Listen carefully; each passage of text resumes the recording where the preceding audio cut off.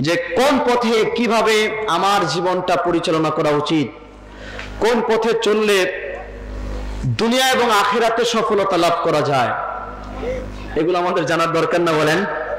কারণ আজকে সমাজটা তো ফিতনা ফেসাদ দিয়ে ভরপুর হয়ে গেছে এবং সমাজটা এমন একটা পর্যায়ে চলে এসেছে যে সময়ে সমগ্র পৃথিবীর মধ্যে বৃষ্টির মতো ফিতনাগুলো এখন আমাদের উপরে পতিত হচ্ছে, বৃষ্টির মতো চারিপাশ দিয়ে।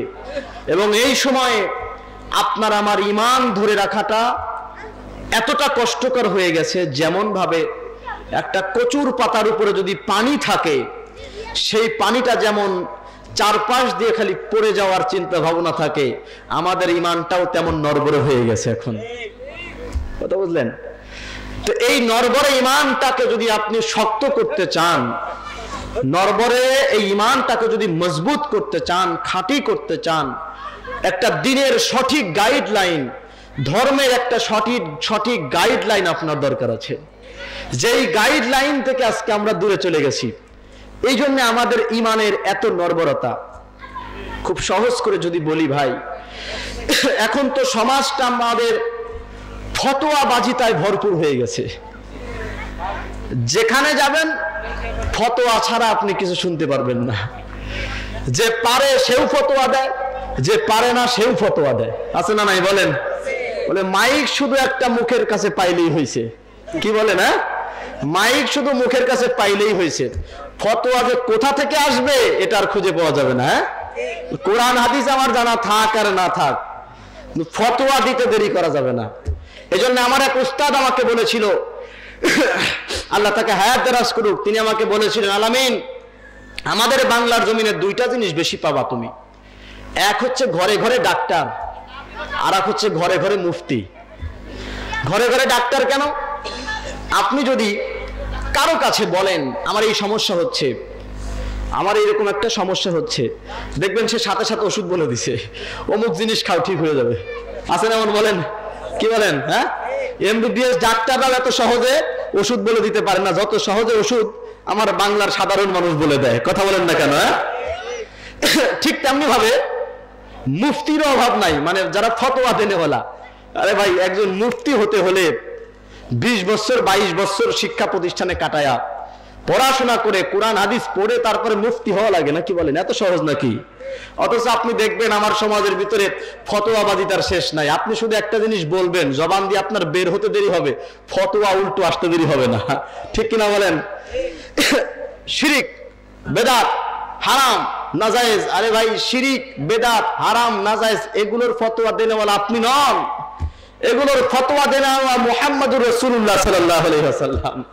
তিনি বলবেন কোনটা শিরিক হয়, তিনি বলবেন কোনটা বেদাত হয়, তিনি বলবেন কোনটা হারাম হয়, তিনি বলবেন কোনটা নাজায়েজ হয়। আপনিও বলতে পারেন না, আমিও বলতে পারি না, ঠিক কিনা বলেন? কিন্তু জবানের মধ্যে আমাদের শিরিক বিদাতের ফতোয়া আছেই আছে, কথায় কথায় শিরিক বিদাত। মানে এত শিরিক বিদাত, মনে হয় শিরিক বিদাতের উপরে আমরা পিএইচডি করে ফেলছি। এই জন্য এই ফতোয়াবাজিতা থেকে দূরে থাকতে হবে। যারা বড় বড় মুফতি আছেন, পড়াশোনা করে যারা মুফতি হয়েছেন, তারা কিন্তু সহজে ফতোয়া দেন না। তারা বছরে একটা ফতোয়া দেন কিনা সন্দেহ আছে, কিন্তু যারা পড়াশোনাই করে নাই, মাদ্রাসার বারান্দায় কোনোদিন যায় নাই, তারা দেখবেন প্রতিদিনে 10টা 20টা করে ফতোয়া ডেলিভারি হইতেছে। কথা বলেন না কেন? এত ফতোয়া আপনার আসে কোথা থেকে? তো এই ফতোয়ার জামানায় যদি আমি আপনাদেরকে কিছু মানুষের কথা বলি যারা কখনো ফতোয়া দেয় না, তারা কারা? আল্লাহর ওলিরা, আল্লাহর ওলিরা। আচ্ছা, আপনাদেরকে যদি খুব সহজ করে বলি, হযরতে শাহজালাল ইয়েমেনি রহমাতুল্লাহি আলাইহি ইয়েমেন দেশ থেকে বাংলার জমিন ইসলাম প্রচারের জন্য আসছে। আচ্ছা, ওনার কোন ফতোয়া আপনি সমাজের মধ্যে দেখাতে পারবেন যে হযরতে শাহজালাল এই ফতোয়াটা দিয়ে গেছেন? আমি কি বুঝাইতে পারতেছি ব্যাপারটা? হযরতে শাহজালাল কোন ফতোয়া দিয়েছেন রহমাতুল্লাহি আলাইহি, দেখাতে পারবেন কেউ? আচ্ছা, উনি কোন কিতাব লিখেছেন, দেখাতে পারবেন? উনি কি কোরআন বুঝতেন না? কথা বলেন না কেন? হাদিস বুঝতেন না? ধর্ম বুঝতেন না? কিতাব কেন লিখলেন না? কোন ফতোয়া কেন দিলেন না? হযরত খাজা মঈনুদ্দিন চিশতি রাহমাতুল্লাহ আলাইহি এই বাংলার জমিনে, ভারতের জমিনে ইসলাম প্রচার করছেন। উনি সর্বপ্রথম ইসলাম প্রচারকদের মধ্যে একজন। তো সেই খাজা মঈনুদ্দিন চিশতি রহমাতুল্লাহি আলাইহি হাতের লেখা কোনো কিতাব আপনার কাছে আছে? ওনারা ফতোয়া দিছেন এমন কোনো পাইছেন কখনো? না। তো ওনারা ফতোয়া দেন না, আল্লাহ ওয়ালারা কখনো ফতোয়া দেন না। ফতোয়ার কাজ ওনাদের নয়, ফতোয়া দেয় হচ্ছে আমার মতন আপনার মতন যারা কিছুই জানে না, সুটকে সাটকে আলেম সমাজ ফতোয়া নিয়ে ব্যস্ত থাকে। আল্লাহ ওয়ালারা কখনো ফতোয়ায় ব্যস্ত থাকে না। কেন? আল্লাহ ওয়ালারা বলেন, আল্লাহ ওয়ালাদের কথা হচ্ছে তোমাদেরকে ফতোয়া নয়, ধর্ম শিখতে চাও, দিন শিখতে চাও, ইসলাম শিখতে চাও, তো সোহবতের মধ্যে চলে আসো, সোহবতের মধ্যে চলে আসো, আমার সাথে থাকো, দেখো আমি কি করি, আমার কার্যকলাপ গুলো দেখো, আমাকে ফলো করো, দেখে দেখে আমার কাছ থেকে শেখো। এটা আল্লাহ ওয়ালাদের শিক্ষা। এই জন্য আল্লাহ ওয়ালারা কখনো কিতাব লেখেন না, এই জন্য আল্লাহ ওয়ালারা কখনো ফতোয়া দেন না। কষ্ট নিচ্ছেন ভাইরা? আরেকটু উদাহরণ দিই। এই যে গত পরশুদিন আমাদের কাদরিয়া তরিকার বর্তমান সাজ্জাদানুশীন হুজুর পাক কেবলা ও কাবা হযরতে সাইয়েদনা সৈয়দ শাহ ইয়াসুফ আলীজুল কাদরি আল হাসানি আল হুসাইন আল বাগদাদি বাংলার জমিনে এসেছিলেন, দৌলতদিয়ার জমিনে। পুলিশ বাহিনীর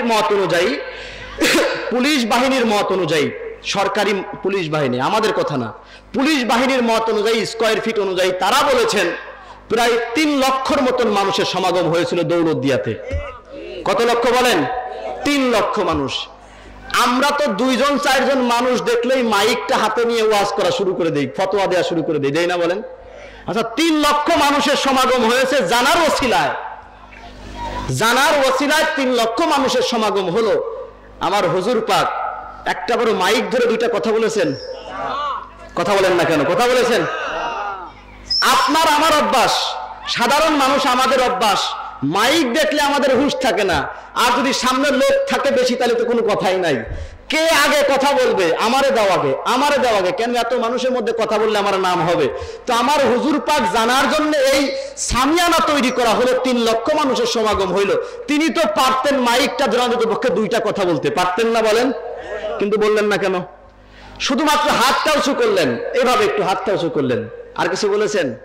1 থেকে 1.5 ঘন্টা স্টেজের উপরে বসা, কত মানুষ বক্তব্য দিল, কত মানুষ কথা বলল, কিন্তু যিনি প্রধান মেহমান হিসেবে আসলেন ওখানে, তিনি কিন্তু একটা কথাও বলেন নাই।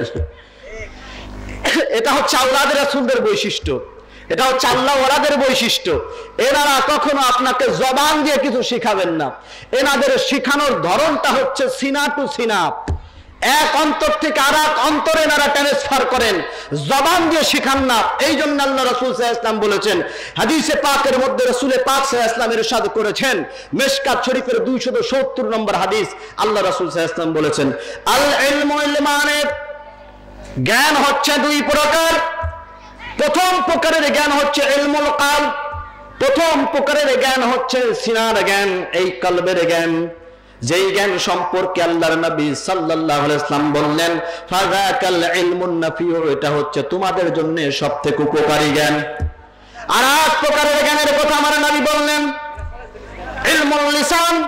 আর এক প্রকারের, দ্বিতীয় প্রকারের ইলম হচ্ছে এই জবানের জ্ঞান, জবানের ইলম, যেটা আমরা জবান দিয়ে শুধু মানুষের কাছে প্রকাশ করে থাকি, যেমন আমি আপনার কাছে এখন প্রকাশ করতেছি, এটা হচ্ছে জবানের জ্ঞান। এটা হচ্ছে কিতাবের জ্ঞান, এটা হচ্ছে কিতাব পড়া জ্ঞান, যেটা জবান দিয়ে প্রকাশিত হয়। এইটা হচ্ছে এক প্রকারের জ্ঞান, এটা হচ্ছে আমাদের জন্য দলিল। আল্লাহর নবী বলেছেন, হুজ্জাতুল্লাহ আলা ইবাদিহি, এটা হচ্ছে বান্দার জন্য আল্লাহর পক্ষ থেকে দলিল। কিন্তু তোমাদের জন্য উপকারী জ্ঞান হচ্ছে কলবের জ্ঞান, সিনার জ্ঞান, যেই জ্ঞান ছাড়া কোনোদিনও আল্লাহ ওয়ালা হওয়া কখনোই সম্ভব নয়। যদি আপনি আল্লাহ ওয়ালা হতে চান, যদি আপনি আল্লাহ পর্যন্ত পৌঁছাইতে চান, তাহলে সর্বপ্রথম আপনার জন্য যেই জ্ঞানটার দরকার হবে তার নাম হচ্ছে কলবের জ্ঞান, সিনার জ্ঞান। এই জন্য আল্লাহ ওয়ালারা কখনো জবানের জ্ঞান বিতরণ করেন না। আল্লাহ ওয়ালাদের বৈশিষ্ট্যের মধ্যে তা আপনি কখনো পাবেন না যে আল্লাহ ওয়ালারা আপনার সামনে ফতোয়া দিচ্ছে, এইটা করা হারাম, এইটা করা বেদাত, এইটা করা নাজায়েজ, এইটা করা শিরিক, এইটা করা বেদাত। এমন কোন ফতোয়া কোন আল্লাহ ওয়ালার কাছ থেকে, আল্লাহর ওলিদের কাছ থেকে আপনি পাবেন না। বরং তারা কি করবে? তারা আপনাকে বলবে, ভাই সোহবতের মধ্যে থেকে যাও, সোহবতের মধ্যে ডুবে যাও, আমাকে ফলো করো, দেখতে থাকো আমি কি করি, আমাকে দেখে দেখে তুমি তোমার জীবনটাকে পরিপূর্ণ করতে থাকো। এই জন্য আল্লাহ রাব্বুল আলামিন কোরআনে পাকের মধ্যে সূরা কাহফের 28 নম্বর আয়াতের মধ্যে উল্লেখ করলেন, ওয়াসবির নাফসাকা মা'আল্লাযীনা ইয়াদউনা রাব্বাহুম বিল গাদাতি والعشي يريدون وجهه ولا تعد عينك عنهم জোরে বলা যাবে কিনা আল্লাহু আকবার আল্লাহ রাব্বুল আলামিন তাই বলে দিলেন কোরআনের মধ্যে ও দুনিয়ার মানুষ ওয়াসবি ধৈর্যের সাথে সবরের সাথে নফসাকা নিজেকে পরিশুদ্ধ করার জন্য নিজেকে পবিত্র করার জন্য ওয়াসবিরি নফসাকা মাআল্লাযিনা ইয়াদউনা রাব্বাহুম বিল গাদাতি ইয়াশিব গাদাতি ওয়াল আশিব নিজেকে পরিশুদ্ধ করার জন্য ধৈর্যের সাথে সবরের সাথে আমার ওই সকল বান্দাদের সাথে নিজেদেরকে সংযুক্ত করে দাও কানেকশনটা জুড়ে দাও যারা সকাল সন্ধ্যা আমি আল্লাহ রাব্বুল আলামিনের জিকিরের মধ্যে নিজেদেরকে মশগুল করে রাখে ইউরিদুনা ওয়াজহাহু তাদের ইরাদা হইতেছে কি তাদের দুনিয়ার কোনো চাওয়া নাই না ধন দৌলতের কোনো চাওয়া আছে না সম্পত্তির চাওয়া আছে না 10 তলা বিল্ডিং এর চাওয়া তাদের আছে দুনিয়ার কোনো আরামায়েশের জিন্দেগির চাওয়া তাদের নাই তারা তো শুধুমাত্র একটা জিনিসের পাগল হয়েছে আল্লাহ তাআলার কাছে জিজ্ঞাসা করেন আল্লাহ সেইটা কি জিনিস আমার আল্লাহ তাআলা বলে ইউরিদুনা ওয়াজহাহু তারা যেই জিনিসটার পাগল হয়েছে সেটা হচ্ছে আমি আল্লাহর চেহারার পাগল হয়ে গেছে সুবহানাল্লাহ বাড়ি যায় বলেন আল্লাহ রাব্বুল আলামিন বলছেন আমার যারা বন্ধু হয়েছে আমার যারা ওলি হয়েছে তারা আমি আল্লাহর চেহারার পাগল হয়েছে না তাদের দুনিয়ার কোনো চিন্তা আছে না তাদের আখিরাতের কোনো চিন্তা আছে না তারা জান্নাতের পাগল হয়েছে না জান্নাতের 70টা হুরের পাগল তারা কখনো হয়েছে না এই দুনিয়ার 10টা দুনিয়ার সমান জান্নাতের পাগল তারা হয়েছে দুনিয়া আখিরাতের কোনো কিছুর পাগল নয় তারা শুধুমাত্র একমাত্র আল্লাহর চেহারার পাগল হয়েছে ওয়ালা তা'দু আইনাকা আনহুম দুনিয়ার মানুষ শোনো তোমরা তাদের থেকে নিজেদের চেহারাকে কখনো ফিরায় নিও না দৃষ্টিকে কখনো ফিরায় নিও না তোমাদের কাজ হইতেছে তোমরা শুধুমাত্র তাদেরকেই দেখতে থাকবা আর তাদেরকেই দেখতে থাকবা তাদেরকে দেখে দেখে তাদের জীবন চলার পদ্ধতি অনুযায়ী নিজেদের জীবনকে তোমরা গঠন করবা পড়েন সুবহানাল্লাহ কে বলতেছে এটা কথা বলেন কে বলেছেন এ কোরআন এটা কি বলেন কোরআন তো আল্লাহর ওলিরা বলছে তোমরা আমাদেরকে দেখো আপনি কোন ওলির কাছে যাবেন যে আমি ভিতর থেকে অহংকারকে দূর করতে পারি না রাগকে দূর করতে পারি না লোভকে দূর করতে পারি না আমার ভিতরে যে আমিত্ব আছে আমিত্বকে আমি দূর করতে পারি না তো আমিত্বটাকে দূর করব কিভাবে আমাকে একটা কিতাব দেন আমরা তো শুধু কিতাব খুঁজি নাকি বলেন আপনারা বলবেন মাওলানা সাহেব ভিতরের আমিত্বটাকে কিভাবে দূর করব একটা কিতাব দেন কিন্তু আল্লাহর ওলিদের কাছে যখন যাবেন তারা আপনাকে কিতাব দেবে না বলবে যে সাথে থাকো সোহবতে থাকো থেকে কি করবা কোন একদিন বলবে জুতাটা টানো জুতা পরিষ্কার করো জুতা কালি করো কোন একদিন বলবে দরবারের যত খাদেম আছে আমার সমগ্র খাদেমের জামা কাপড় আজকে তোমাকে খাসতে হবে এটা তোমার দায়িত্ব কথা কি বুঝতেছেন আমার আচ্ছা এই যে কাজগুলো করাইতেছে আপনি বলবেন এত শিক্ষিত মানুষ আমি এত পড়াশোনা করেছি এই জুতা টানার জন্য এই মানুষের জামা কাপড় খাসার জন্য আপনার ভিতরে চিন্তাধারা আসবে না এই যে চিন্তাধারা আসতেছে মানে আপনার ভিতরের অহংকারকে মাটির সাথে বিলীন করা হচ্ছে এটা আল্লাহ ওয়ালাদের শিক্ষা ভাই আজকে আমার সমাজের মানুষ আল্লাহ ওয়ালাদের পক্ষে দৌড়ায় নাকি বিপক্ষে দৌড়ায় সবাই বললেন না পক্ষে না বিপক্ষে দৌড়ায় বিপক্ষে দৌড়ায় অথচ মনে রাখবেন যদি আল্লাহকে পাইতে চান তাহলে আল্লাহ ওয়ালাদের সান্নিধ্য ছাড়া কখনো এটা সম্ভবপর নহে আগে আল্লাহ ওয়ালাদের সান্নিধ্যে যাইতে হবে সূরা কাহাফের মধ্যে আল্লাহ রাব্বুল আলামিন আসহাবে কাহাফের ওলিদের সম্পর্কে আলোচনা করেছেন কোথায় সূরা কাহাফের মধ্যে আসহাবে কাহাফের ওলিরা যারা ছিলেন তারা তাদের দেশ ছেড়ে পালিয়ে গিয়েছিলেন একটা গুহার মধ্যে গিয়ে আশ্রয় নিয়েছিলেন তাদের সাথে ছিল একটা কুকুর কে ছিল বলেন জোরে বলেন না কে ছিল একটা কুকুর ইমাম কুরতুবী রাহমাতুল্লাহি আলাইহি তার তাফসীরে কুরতুবীর মধ্যে উল্লেখ করেছেন আল্লাহ রাসূল আল্লাহ রাব্বুল আলামিন এই আসহাবে কাহাফের ওলিরা যখন তাদের দেশ ছেড়ে জালিম বাদশার থেকে বাঁচার জন্য যখন দৌড়ে পালাইতেছিল তাদেরকে ফলো করতেছিল একটা কুকুর ওই কুকুরটা তারা যেদিকে যায় তাদের পিছনে পিছনে দৌড়াইতে দৌড়াইতে কুকুরটাও রওনা হয়েছে কিছু দূরে যাওয়ার পরে আল্লাহর ওলিরা ওই কুকুরকে তাড়াইতেছে কুকুর তুই চলে যা তুই কেন আমাদের সাথে আসতেছিস আমরা তো একটাই জায়গা লুকায়া থাকবো আমরা যখন একটা জায়গা থেকে লুকায়া থাকবো তুই তো বাইরে ঘেউ ঘেউ করবি শব্দ করবি আর যখন তুই শব্দ করবি তখন তুই জালিম বাদশাদের যারা সেনাপতি আছে, যারা সৈন্য সামন্ত আছে, তারা আমাদেরকে খুঁজে পেয়ে যাবে, তুই এখান থেকে চলে যা। ইমাম কুরতুবী রাহমাতুল্লাহি আলাইহি বলছেন, সেই মুহূর্তে ওই কুকুরটা আল্লাহর কাছে দরখাস্ত তুলে দিলেন, রব্বুল আলামিন, তোমার ওলিদের সাথে আমি থাকতে চাই, কিন্তু তোমার ওলিরা আমাকে নিতে চায় না, একটাবার কি আমার জবানটা খুলে দেওয়া যাবে নাকি? আমি কুকুর তোমার ওলিদের সাথে একটু কথা বলতে চাই। যখন কুকুর এই কথাটা বললেন, আল্লাহ আমার জবানটাকে একটু খুলে দেওয়া যাবে নাকি, তোমার ওলিদের সাথে কথা বলতে চাই, ইমাম কুরতুবী রাহমাতুল্লাহি আলাইহি তাফসীরে কুরতুবীর মধ্যে উল্লেখ করলেন, তখন আল্লাহ রাব্বুল আলামিন ওই কুকুরটার জবানটা খুলে দিলেন। এবার কুকুর আল্লাহর ওলিদেরকে বলতেছেন, ও আল্লাহর বন্ধুরা, শোনো শোনো শোনো, আমাকে তোমরা পাথর নিক্ষেপ করো না, আমার দিকে ঢেল ছুড়ো না, মনে রাখবা তোমরা আল্লাহকে মহাব্বত করো, তোমরা আল্লাহকে ভালোবাসো, তোমরা আল্লাহর বন্ধু আছো, এই জন্য আমিও তোমাদের পিছনে পিছনে যাইতেছি। ইমাম কুরতুবী রাহমাতুল্লাহি আলাইহি উল্লেখ করলেন, ওই কুকুর তখন বলতেছেন, ইন্না উহিব্বু আউলিয়াইস সালিহিন, জোরে বলা যাবে কিনা আল্লাহু আকবার। তখন ওই কুকুরটা জবান দিয়ে বলতেছেন, নিশ্চয়ই নিশ্চয়ই আমি কুকুর আল্লাহর ওলিদেরকে মহাব্বত করি। একটা কুকুর হয়ে আল্লাহর ওলিদেরকে মহাব্বত করে, একটা কুকুর হয়ে আল্লাহর ওলিদেরকে ভালোবাসে। আশরাফুল মাখলুকাত হলেন আপনি, আশরাফুল মাখলুকাত হলাম আমরা, শ্রেষ্ঠ উম্মত হলাম, শ্রেষ্ঠ নবী পেলাম, শ্রেষ্ঠ রাসূল পেলাম, শ্রেষ্ঠ কিতাব পাইলাম, শেষ জামানার মধ্যে আসলাম, সমগ্র কিছু শ্রেষ্ঠত্বের মধ্যেই থাকলাম, কিন্তু আল্লাহর ওলিদের মহাব্বত অন্তরের মধ্যে আমাদের ঢোকে নাই। কথা বলেন না কেন? হ্যাঁ, একটা কুকুর আল্লাহর ওলিদের ভালোবাসে, আমার জামানার মানুষ বাসতে রাজি না, ঠিক কিনা বলেন? আরে ভাই, কষ্ট হচ্ছে আপনাদের? হ্যাঁ, দেখেন সামনের দিকে যাই।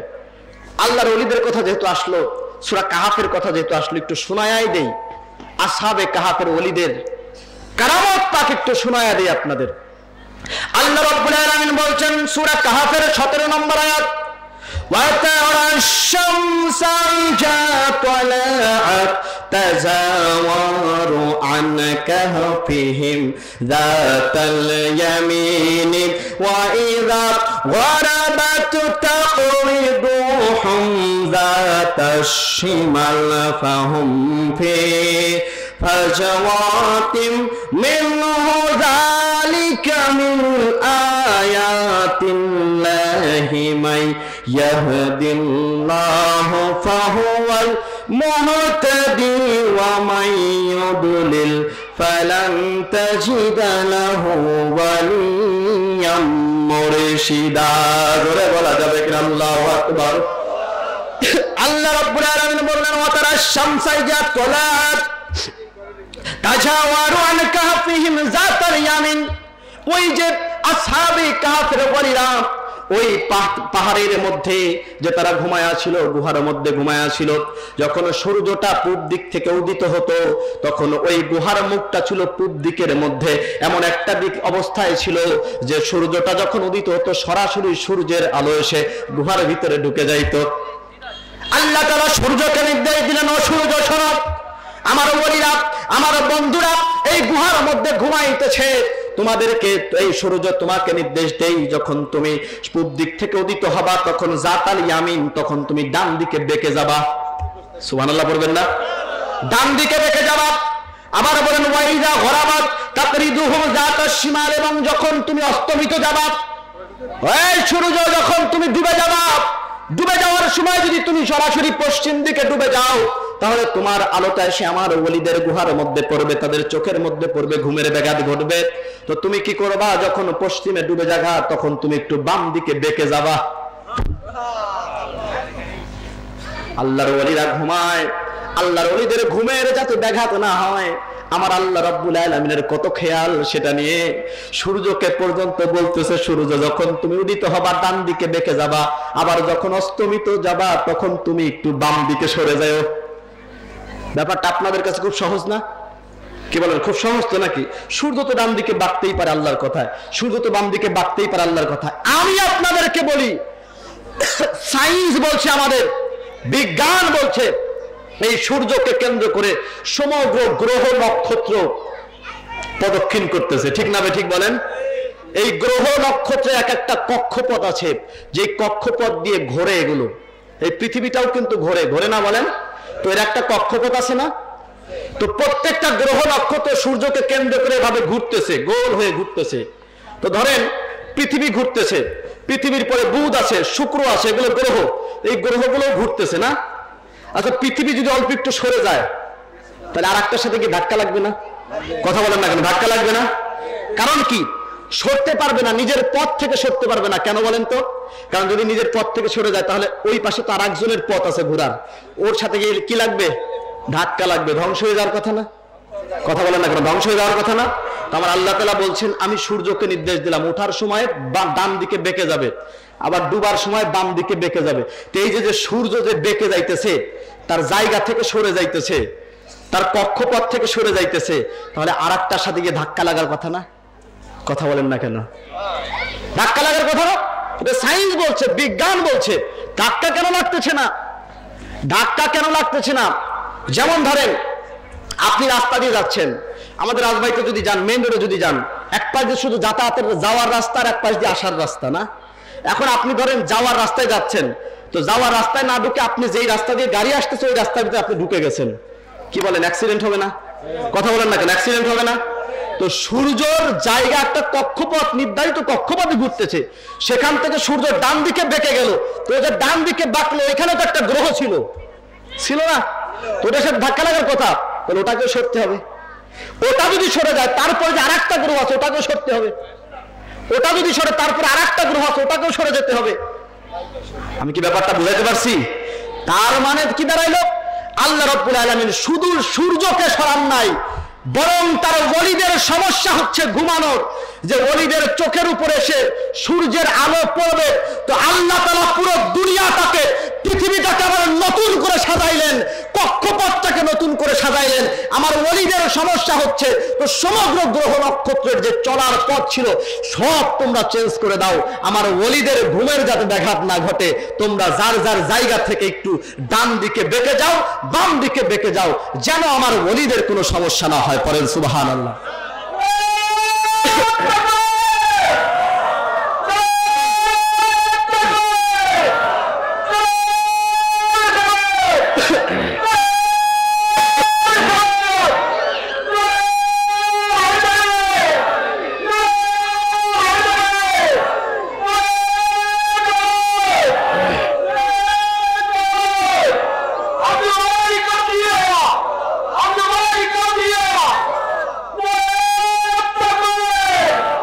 তো তার মানে এখান থেকে বোঝা গেল আল্লাহ তাআলা তার বন্ধুদের জন্য, তার ওয়ালিদের জন্য, আওলাদের রাসূলদের জন্য রব্বুল আলামিন তাকদীরকে পরিবর্তন করে দেন।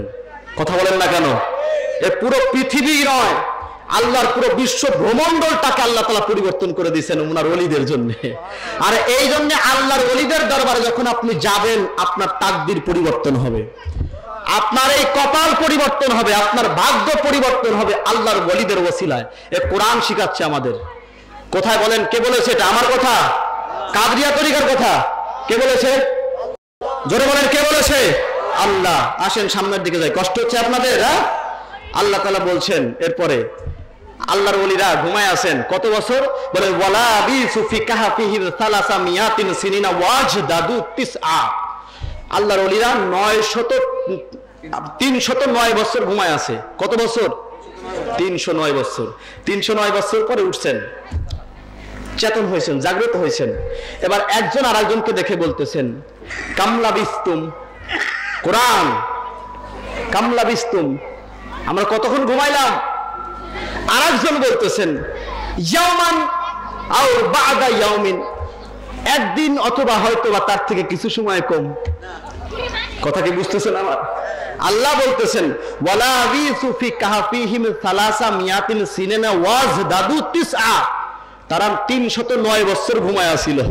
আর তারা উঠে একে অপরকে জিজ্ঞাসা করতেছে কামলা বিস্তুম, কতক্ষণ ঘুমাইছিলাম?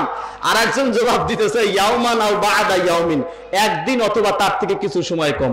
আমি আপনাদেরকে প্রশ্ন করতে চাই, আমি এখন, আমার বয়স চলতেছে প্রায় 27 বছরের মতন, 50 বছর পরে যদি আমি আপনাদের এখানে আসি, আমার চেহারা এরকম থাকবে? সবাই বলেন, চেহারা এরকম থাকবে? সূরাত এরকম থাকবে? পরিবর্তন হবে না? এখন আমি রাতে গিয়ে ধরেন বাড়ি থেকে ঘুমাবো, কালকে সকালে উঠবো, চেহারার কোনো পরিবর্তন হবে? আমি কি বুঝাতে পারছি ব্যাপারটা? তো ঘুমায় আছে 309 বছর, 309 বছর পরে ঘুম থেকে উঠলে তো চেহারার পরিবর্তন হয়ে যাওয়ার কথা। 309 বছর পরে ঘুম থেকে উঠলে তো চেহারা পরিবর্তন হয়ে যাওয়ার কথা। একজন আর একজনকে দেখে তো আতঙ্কিত হয়ে যাওয়ার কথা, আরে তুই কে, তোর সাথে তো আমি এখানে ঘুমাই নাই, তুই কোথা থেকে আসলি, বিদ্ধ হয়ে যাওয়ার কথা। কিন্তু তারা বলতেছেন আমরা একদিন অথবা তার থেকে কিছু সময় কম ঘুমায় ছিলাম। তার মানে বোঝা গেল 309 বছর তাদের কেটে গিয়েছে, কিন্তু তাদের চেহারার মধ্যে কোন রকম কোনো পরিবর্তন হয় নাই। আসহাবে কাহাফের যে ওলিরা, তাদের ওটাই তো তাদের মাজার শরীফ, যেখানে তারা ঘুমায় ছিল ওটাই তো তাদের মাজার শরীফ। তো তারা তো মাটির মধ্যেই শুয়ে আছে, তারা তো মাজারের মধ্যেই শুয়ে আছে 309 বছর পরে। আমার আল্লাহ তাআলা শুধুমাত্র দুনিয়ার মানুষকে কিছু শিক্ষা দেওয়ার জন্য তাদেরকে একবার জাগ্রত করছেন, আবার গিয়ে ওই যে সেখানে ঘুমাইছেন কিয়ামত পর্যন্ত কিন্তু আর সেখান থেকে উঠবেন না। তার মানে বোঝা যায় ওটাই হচ্ছে তাদের মাজার শরীফ, ঠিক কিনা বলেন? তো ওই যে মাজার শরীফের মধ্যে তারা শুয়ে রয়েছে, 309 বছর পরে জাগ্রত হয়েছে, কোন চেহারার পরিবর্তন হয় নাই, শরীরের গঠনের কোন আকৃতির পরিবর্তন হয় নাই। বলতেছে একদিন অথবা তার থেকে কিছু সময় কম ঘুমায় ছিলাম। আমরা যেমন আজকে রাতে ঘুমাইলে কালকে সকাল উঠলে চেহারার কোনো পরিবর্তন হয় না, তারা 309 বছর পরে উঠছে, ঠিক তাদের মধ্যেও একই রকম হয়েছে, কাদের চেহারার মধ্যে কোনো পরিবর্তন হয় নাই। এই আয়াত দ্বারা প্রমাণিত হয়ে যায় আল্লাহর ওলি যারা হন, আল্লাহর বন্ধু যারা হন, আল্লাহতে যারা বিলীন হয়ে যান, আল্লাহ ওয়ালা যারা হয়ে যান, আল্লাহর বন্ধুতে যারা পরিণত হয়ে যান, তারা যখন মাজার শরীফের মধ্যে তাদেরকে রাখা হয়, তাদেরকে যখন আপনি ওই কবরের মধ্যে রাখবেন, মাজারের মধ্যে রাখবেন, ওই মাটির মধ্যে যখন রেখে আসবেন, হাজার হাজার বছর পার হয়ে যাবে, কিন্তু তাদের শরীরের গঠনের কোনো পরিবর্তন হবে না, ঠিক কিনা বলেন? আজকে সমাজের মানুষ এটা মানতে নারাজ, বলে দলিল দেখাও, কোরআন হাদিসের কোন জায়গায় নাই। ভাই এই তো কোরআনের মধ্যে স্পষ্ট প্রমাণিত। আমার আল্লাহ তাআলা শিখাইতেছেন তার বন্ধুদেরকে, দেখে দেখো দেখো দেখো 309 বছর তাদেরকে মাটির উপরে শোয়ায় রাখলাম, কিন্তু তাদের শরীরের কোনো পরিবর্তন হয় নাই, মাটিতে তাদের খায় নাই, পপ্পাখালি তাদেরকে খায় নাই, খাইতে পারেও না। কথা বলেন না কেন ভাই? হ্যাঁ, পপ্পাখালি তাদের খায় নাই, মাটি তাদেরকে গ্রাস করতে পারে নাই, তাদের দেহ খাইতে পারে নাই, কারণ তাদের এই শিরা উপশিরার মধ্যে আমার আল্লাহর জিকির মিশে গিয়েছে। এই জন্য আমার আল্লাহ তাআলা বলেছেন ওয়াসবির নাফসাকা মা আল্লাযিনা ইয়াদউনা রাব্বাহুম বিল গাদাতি ইয়াশিয়্যি, তোমরা কাদের সাথে সম্পর্ক করবা, তাদের সাথে সম্পর্ক করো যারা সকাল সন্ধ্যা আমি আল্লাহর জিকিরের মধ্যে নিজেদেরকে ফানা করে দিয়েছেন। যদি নিজেকে ফানা করতে পারেন, যদি আল্লাহর সাথে বিলীন করতে পারেন, আপনার এই দেহটা এই জমিন কোনোদিনও খাইতে পারবে না। অনলাইনের মধ্যে আপনারা দেখবেন, ফেসবুক ইউটিউবের মধ্যে এমন অনেক অ্যাভেলেবেল ভিডিও আছে, আল্লাহর ওলিদের মাজার শরীফ ভেঙে গেছে, কিন্তু মাজার শরীফের ভিতরে যেইভাবে কাফন সহ রাখা হয়েছিল কাফনেরও কিছু হয় নাই। ভিডিও অনলাইনের মধ্যে এমন অনেক দেখবেন আপনারা।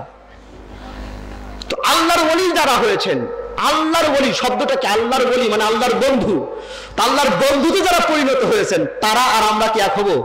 কথা বলেন, এক হব? কথাটাই তো এখানে আল্লাহর বন্ধু। আপনি যদি প্রধানমন্ত্রী সাহেবের বন্ধু হন, আপনি যদি আমাদের রাজবাড়ির এমপি সাহেব কাজী কেরামত আলীর বন্ধু হন, তো আপনি আর আমি এক হব? কি বলেন? আপনার যে ক্ষমতা থাকবে আমার সেই ক্ষমতা থাকবে? থাকবে না। কারণ আপনি বন্ধুকার এমপি সাহেবের, আপনি বন্ধুকার মন্ত্রী সাহেবের। তো এমপি মন্ত্রীর সাথে বন্ধুত্ব করলে যদি এমন হয়, তো যে সৃষ্টিকর্তার সাথে যাদের বন্ধুত্ব হয়ে গেছে তাদের মর্যাদা নাই আল্লাহর দরবারে? কথা বলেন না কেন? তো তাদের নিয়ে এত সমালোচনা, এত কথাবার্তা, ফেসবুক তোলপাড় করে দেয়া হচ্ছে। আমার হুজুর পাককে নিয়ে কত কটূক্তি, কত কথা। ভাই মনে করবেন না যে আপনি যে গালাগালি করতেছেন এতে আপনি খুব সওয়াবের কাম করতেছেন, এটা কিন্তু না। আমার হুজুর পাককে নিয়ে অকথ্য ভাষায় গালিগালাজ করা হচ্ছে অনলাইনের মধ্যে। আপনি মনে করেন না এটা দেখলে আমাদের রক্ত গরম হয় না? না, থাকা লাগবেন না। এটা দেখলে আমাদের রক্ত গরম হয় না এটা মনে করেন না। আল্লাহ তাআলা রক্ত আমাদেরও দিছে, শরীর মাংস, কি বলেন, রক্ত মাংসে করা আমাদেরও শরীর। আপনার যেমন মেজাজ গরম হয় আমাদেরও মেজাজ গরম হয়, কি বলেন, হয় না? এই গালাগালি দেখলে আমাদেরও মেজাজ গরম হয়, কিন্তু আমরা চুপ থাকি। কেন থাকি জানেন? কিছু বলি না কেন জানেন? কারণ এটা আমার হুজুর পাকের শিক্ষা, আমার হুজুর পাকের শিক্ষা। কেউ যদি তোমাকে আঘাত করে উল্টো তাকে আঘাত করো না, বলে দিয়ে এসো ভাই তুমি ব্যথা পাও নাই তো। কথা বলেন না কেন? এটা আমার হুজুর পাক শিখাইছেন। রক্তটা গরম হয়, কিন্তু ঠান্ডা হয়ে যায় কিভাবে? উনার শিক্ষা নিয়ে, যে উনি শিখাইছেন বাবারে দণ্ড ফেসাদ করো না, যে বলতেছে তাকে বলতে দাও, কুকুর তো ঘেউ ঘেউ করবেই, তাই বলে কি তুমিও কুকুরের সাথে ঘেউ ঘেউ করবে নাকি? কথা বলেন না কেন? তাহলে মানুষ আর কুকুরের মধ্যে পার্থক্য কি থাকলো? এটা আমার প্রিয় মুর্শিদদের শিক্ষা, আওলাদের রাসূলরা ওনারা আমাদের এগুলো শিখান। যদি কেউ আঘাত করে তোমাকে তো উল্টো জবাব দিও না। জবাব দেনেওয়ালা কখনো বড় হয় না, শোনেওয়ালা বড় হয়। এই জন্য আমরা সয়ে যাইতেছি। তার মানে মনে করেন না যে আমরা জবাব দিতে পারি না, আমরা পারি, কিন্তু আমরা কিছু বলি না। এই কথাগুলো বললাম এই কারণে, কারণ আমার রাজবাড়ির ভিতরে এগুলো নিয়ে খুব চলতেছে এগুলো নিয়ে। পরশুদিন কাদরিয়া তরিকার রাহাবার এসে ঘুরে গিয়েছেন, এটা নিয়ে কত কথা। আমি আপনাকে বলে দিয়ে যাই, কোন পীরের বদনাম আমি করি না, কিন্তু এতটুকু বলি, বাংলার জমিনে নয় বিশ্বের জমিনে হাজার হাজার পীর থাকতে পারে, প্রত্যেকটা পীরের দরবারে মানুষ যায় পীরের কাছ থেকে কিছু শিখার জন্য, তার জবান থেকে কিছু শোনার জন্য। আর আমার হুজুর পাককে শুধু মানুষ দেখার জন্য যায়, শুধু ওনাকে এক নজর জিয়ারত করার জন্য যায়, শুধু একমাত্র এক নজর জিয়ারতের জন্য হাজার হাজার লক্ষ লক্ষ মানুষের সমাগম ওই দৌলতদিয়া খানকা শরীফে। আপনি কি মনে করতেছেন ভাই? হ্যাঁ, না মাইক নিয়ে একটা কথা বলেছে,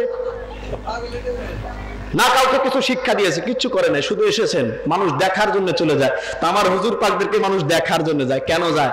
কারণ উনারা উনাদের জাদ্দে আমজাদ হচ্ছেন মুহাম্মদুর রাসূলুল্লাহ সাল্লাল্লাহু আলাইহি ওয়াসাল্লাম। ওই নূর ওনাদের ভিতর দিয়ে প্রবাহিত হচ্ছে, ওই নূর দেখার জন্য মানুষ ছুটে যায়। আপনি মানলে মানবেন, না মানলে নাই, তাতে আমার কি যায় আসে ভাই? আপনি তো কত কিছুই মানেন না, কি বলেন? কত কিছুই তো মানেন না। যারা আহলে বাইতের কথা বললে, যারা শিয়া ফতোয়া দিতে পারে, তাদের কাছে আমার হুজুর পাকের কথা বলার না বলা একই কথা। কথা বলেন না কেন?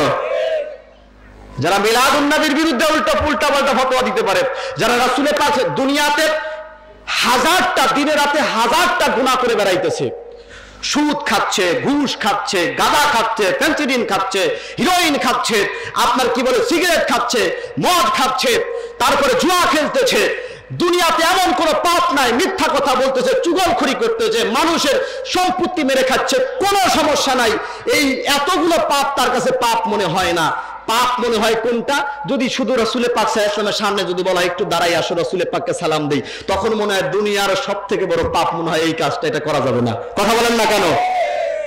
দুনিয়ার হাজারটা অন্যায় করে বেড়াইতেছে, তুমি সমস্যা নাই। আল্লাহর নবী সাল্লাল্লাহু আলাইহি ওয়াসাল্লামের সামনে একটু দাঁড়াতে বললে তোমার এত সমস্যা, মাজা ব্যথা হয়, দুনিয়ার সব থেকে বড় গুনাহের কাজ এটা। তো তোমার কাছে আমার হুজুর পাকের কথা বললেই কি না বললেই কি? কথা বলেন না কেন? যারা আমার নবীকে সম্মান করতে পারে না, যাদের অন্তরে আমার নবীর মহব্বত নাই, আমার নবীর ভালোবাসা নাই, তাদের কাছে আপনি কি শিখাবেন বলেন?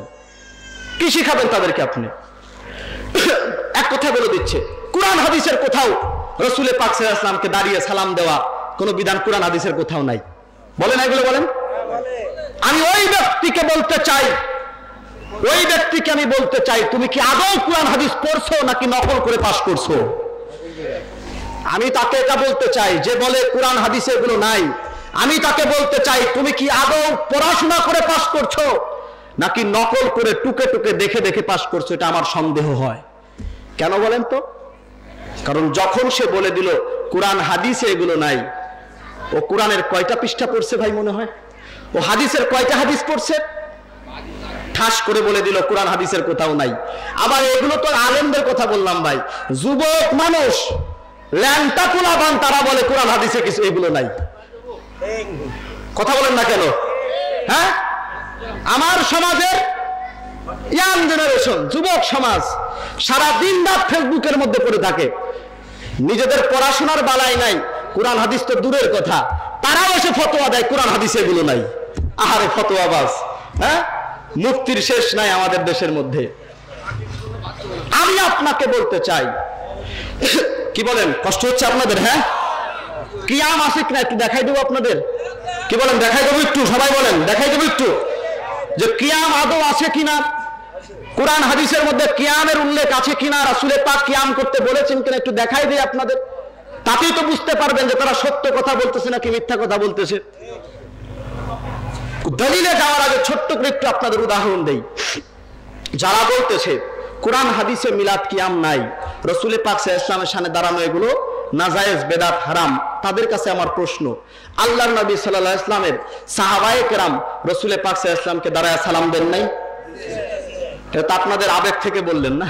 তাদের কাছে বলবে যে দলিল কোথায়, দলিল দেখাও সালাম দিছে নাকি। আমি আপনাদেরকে দলিল দেওয়ার আগে বলতে চাই, রাসূল পাকের সাহাবীরা কি আপনাদের মতো বিয়াদব ছিল নাকি? রাসূলুল্লাহকে দাঁড়ায় সালাম দিত না? বিয়াদব ছিল। খুব সহজ করে যদি বলি, রাসূল পাক সাল্লাল্লাহু আলাইহি ওয়াসাল্লামের 23 বছরের নবুয়তি জিন্দেগি, তাই তো?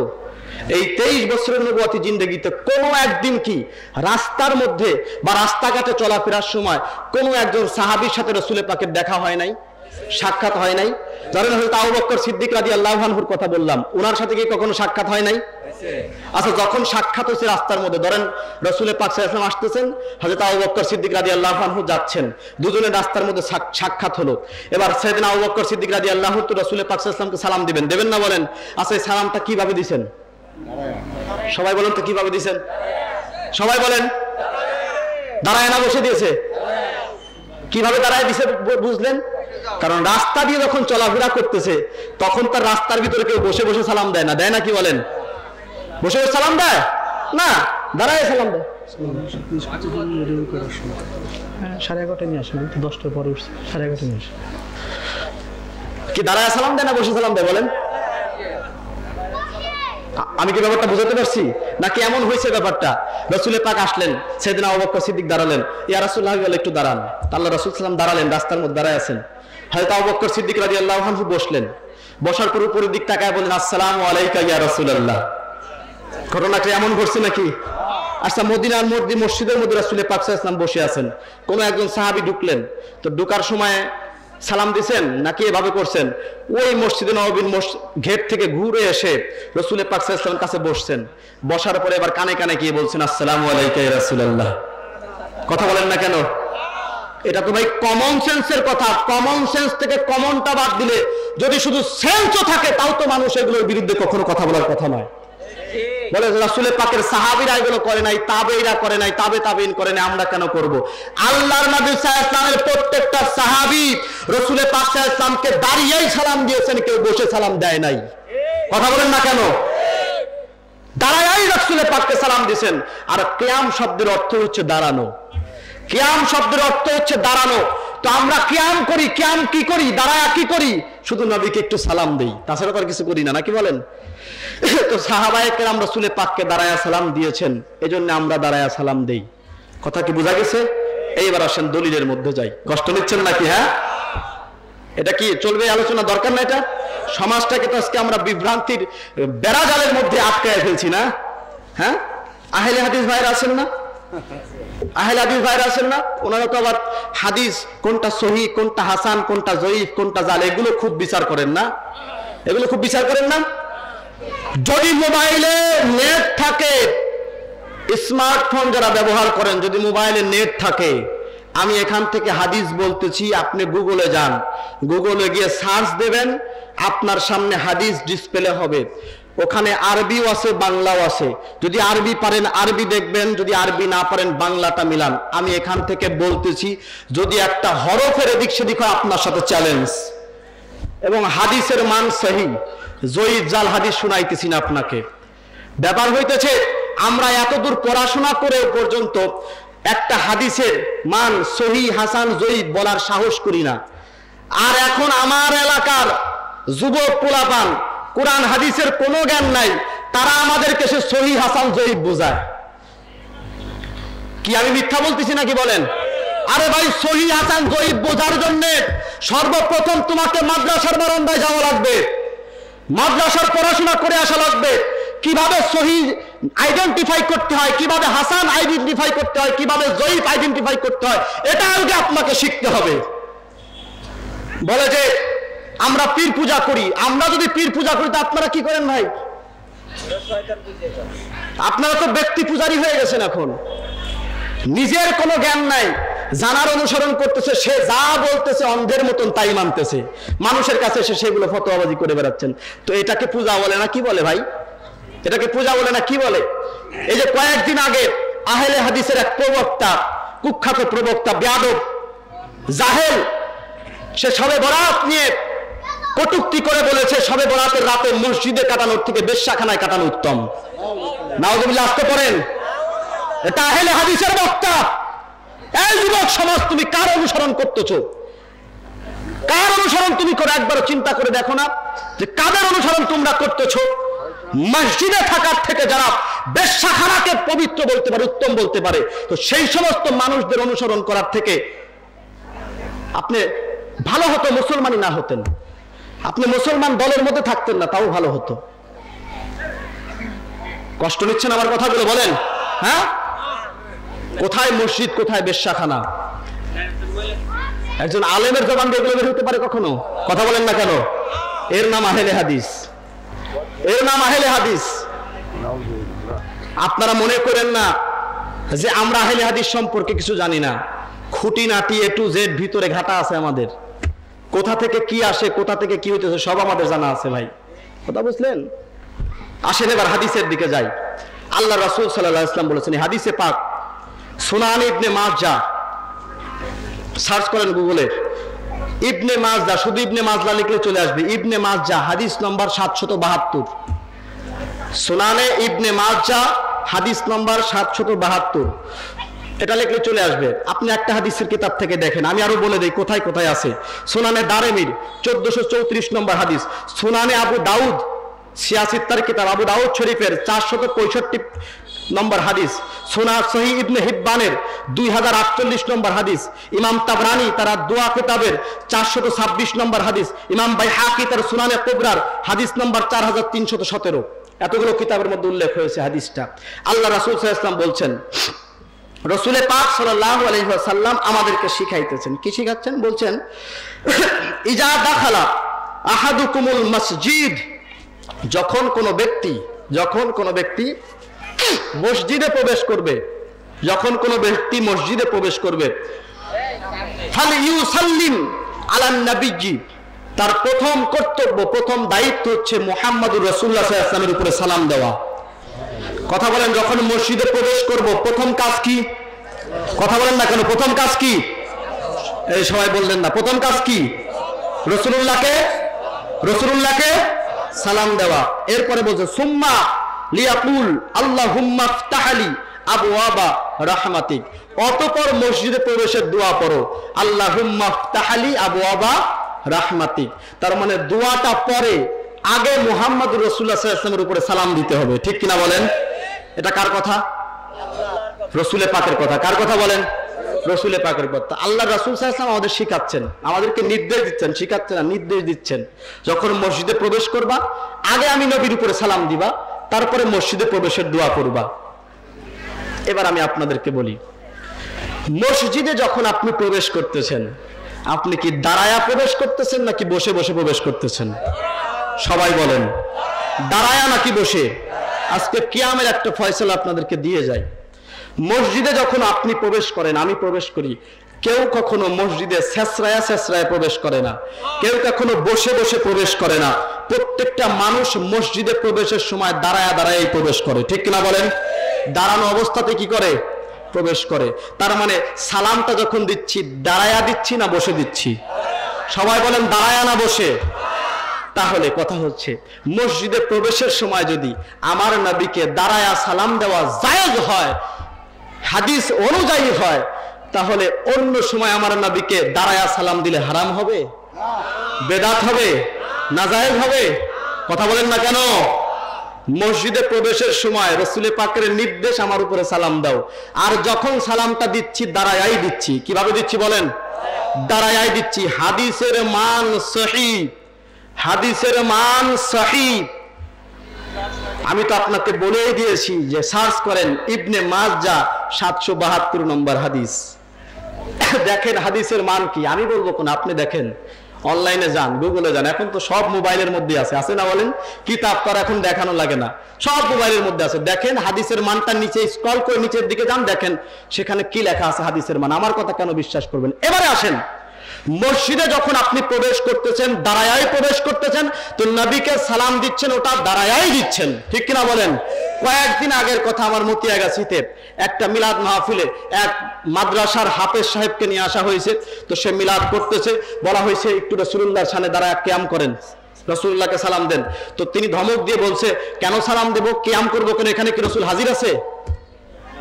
কথা কি বুঝতেছেন আমার? এখানে কি রাসূল হাজির আছে যে আমি তাকে সালাম দেব? আমি আপনাকে বলি, যখন আপনি মসজিদে প্রবেশ করতেছেন, সালামটা কি দাঁড়ায় না বসে? সবাই বলেন দাঁড়ায় না বসে? আপনার সামনে তখন রাসূল হাজির আছে, কথা বলেন না কেন? আপনি দেখতেছেন ওনাকে, আপনি দেখতেছেন ওনাকে, দেখে দেখে তখন সালাম দিলেন, দেখে দেখে সালাম দিলেন না না দেখে সালাম দিলেন? রাসূল ওখানে হাজির আছে না নাই? ওটা আমাদের আকীদা অন্য হতে পারে, কিন্তু স্বাভাবিকভাবে রাসূল হাজির আছে, আছে। আপনি দেখতেছেন? কথা বলেন, আপনি দেখতেছেন? নাই তো না? তার মানে আপনার দৃষ্টিতে মসজিদে প্রবেশের সময় রাসূলুল্লাহকে সালাম দিতে হবে, এটা বাধ্যতামূলক, রাসূলের পাকের নির্দেশ। মসজিদে প্রবেশের দোয়া পড়ার থেকেও বেশি গুরুত্বপূর্ণ নবীকে সালাম দেওয়া হয় সময়, কারণ এটা আগে করতে হবে। তো সালাম আপনি দিবেন, কিন্তু দেবেন কিভাবে? দাঁড়ানো অবস্থাতেই দিবেন, কিন্তু নবী আপনার সামনে নাই। কথা বলেন না কেন? নবী আপনার সামনে নাই, আপনি নবীকে দেখলেন না, কিন্তু দাঁড়ায় সালাম দিচ্ছেন কি দিচ্ছেন না? বলেন, কথা বলেন, দিচ্ছেন কি দিচ্ছেন না? তো মসজিদে প্রবেশের সময়ে যদি আমার নবীকে না দেখে উনি হাজির আছেন কি না আছেন এটা না জেনে যদি নবীকে দাঁড়ায় সালাম দেওয়া যায়, তাহলে এই মজলিসের মধ্যেও আমার নবীকে না দেখে উনি এখানে হাজির আছেন কি না আছেন না জেনে নবীকে দাঁড়ায় সালাম দেওয়া যায়। ঠিক কিনা বলেন? এ হাদিস, এ কি বলেন? কথা বলেন, এটা কি কোরআন হাদিসে নাকি নাই? কোরআন হাদিসে নাকি নাই? তাহলে আছে, বলেন আছে। তো এটা পাওয়ার জন্য কি করতে হবে আপনাকে? কথা বলে না, কি করতে হবে? পড়তে হবে। কি করতে হবে বলেন? পড়তে হবে। আপনি যদি না পড়েন তাহলে ভাই পাবেন কেমনে বলেন আমাকে? আপনি যদি শুধু বুখারী নিয়ে পড়ে থাকেন যে বুখারী শরীফ ছাড়া আমাদের জীবনে কোনো কিতাব নাই, যদি এটা আপনার ধারণা হয় তাহলে আপনি এগুলো পাবেন কিভাবে? আপনার চিন্তাধারা তো এটা হবে না যে কোনটা বুখারীতে আছে কোনটা মুসলিমে আছে, আমি মানবো না, এটা হবে না। আপনার চিন্তাধারা হবে হাদিসের মান সহি আছে কিনা দেখেন, হাদিসটা সহি কিনা এটা আপনাকে দেখতে হবে। সেটা যে কোনো কিতাবের মধ্যে থাকতে পারে, ঠিক কিনা বলেন? এটা হবে আপনার আকীদা। কিন্তু আপনার আকীদা যদি শুধু বুখারী কেন্দ্রিক হয়, বুখারী কি আল্লাহর পাঠানো কিতাব নাকি? আল্লাহর পাঠানো কিতাব? কুরআন আল্লাহর কিতাব। বুখারী শরীফ লেখা হয়েছে রাসূল পাক সাল্লাল্লাহু আলাইহি ওয়াসাল্লাম দুনিয়া থেকে বিদায় নেওয়ার 200 বছর পরে, 200-250 বছর পরে লেখা হয়েছে। তো এটার প্রতি আপনার এত টান কেন ভাই? আর অন্যগুলো কি দোষ করলো? আল্লাহ রাসূল সাল্লাল্লাহু আলাইহি ওয়াসাল্লাম কি শুধু জীবনে ওই বুখারী শরীফে যা লেখা আছে ওইগুলোই বলে গেছেন আর বলেন নাই? তাহলে তো রাসূল পাককে বলে যাওয়া উচিত ছিল, আমি তোমাদের মাঝে দুইটা জিনিস রেখে যাইতেছি, একটা হচ্ছে কুরআন আর একটা হচ্ছে বুখারী শরীফ। কথা বলেন না কেন? আমার নবী যে বিদায় হজের ভাষণে বললেন যে আমি তোমাদের মাঝে দুইটা জিনিস রেখে যাচ্ছি, তো বলা উচিত ছিল আমি একটা কুরআন রাখতেছি আর একটা বুখারী শরীফ রাখতেছি। এই যে কথা বলেন এখন, হ্যাঁ বলা উচিত ছিল না? আমার রাসূল বলেছেন? বলেন নাই। কি বললেন আমার নবী? বললেন হাদিস। কোথাকার হাদিস? মুসলিম শরীফের হাদিস। বলেন কোথাকার হাদিস? মুসলিম শরীফের হাদিস। যুবক, তোমাকে দেখায়া দিয়ে যায় আজকে, যাও গুগলে সার্চ করো মুসলিম শরীফ 6119 নম্বর হাদিস। মুসলিম শরীফ 6119 নম্বর হাদিস তোমার সামনে ডিসপ্লে হয়ে যাবে। হাদিস আমি এখান থেকে বলি, তুমি ওখান থেকে মিলাও। হাদিস আল্লাহর নবী সাল্লাল্লাহু আলাইহি ওয়াসাল্লাম বলছেন, এটা সহিহ মুসলিম শরীফের হাদিস।